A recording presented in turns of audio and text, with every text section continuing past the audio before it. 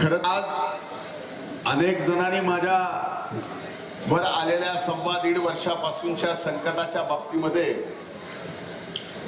धोंडे साहेबांनी या ठिकाणी आठवण काढली.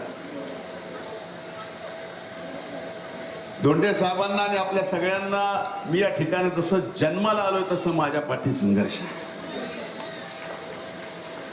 जन्माला आलो 4 महिने डोळेच उघडले.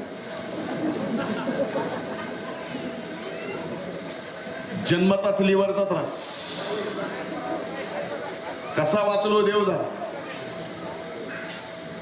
अनेकदा संकट आलं वरून, पण तुमच्या सगळ्याच्या आशीर्वादानं वेळ कधीच आली नाही. आणि असे कितीही संकट येऊ द्या, जे बोलायले त्यांना बोलू द्या. हे अध्यात्माचं व्यासपीठ नाही. मी त्रिविक्रमानंदजींना पण विनंती केली होती की मी अध्यात्माच्या व्यासपीठावर बोलत नाही, पण महंतांनी आज्ञा केल्यावर ती आज्ञा तोडू नये हे भक्ताचं कर्तव्य. कितीही बोलले तरी मी 1.25 वर्ष बोललो नाही, आणखी नाही बोलणार नाही. कारण आपल्या गप्प राहण्यामध्ये जर एवढी ताकद आहे, बोलल्यानंतर काय होईल. आमच्या अक्का तिथं बसल्यात, आठवण काढली मोरळ्या अक्काची. पण एकीकडे वेगळी चर्चा आपण पाहतोय.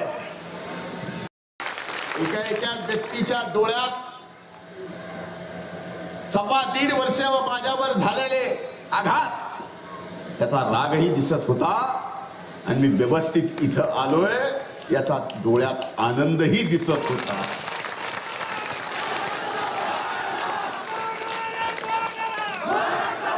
एवढं अभूतपूर्व स्वागत की मी रथावर बसावं म्हणून आग्रह एवढा. कुठं येऊ का हे आडवा झाला गाडीच्या. पण ह्याला कसं सांगावं. मी म्हणलं आता तू आडवा तसा जर हा गाडी सोबत मी पै जातो. अरे रथावर घोड्याच्या बसावं लागतं, मोराच्या नाही.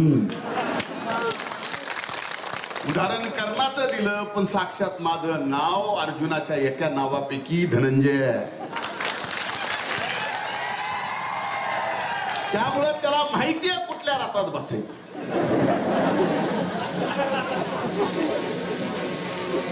म्हणून काका आपली सगळ्यांची क्षमा मागतो की मी रथात बसतो.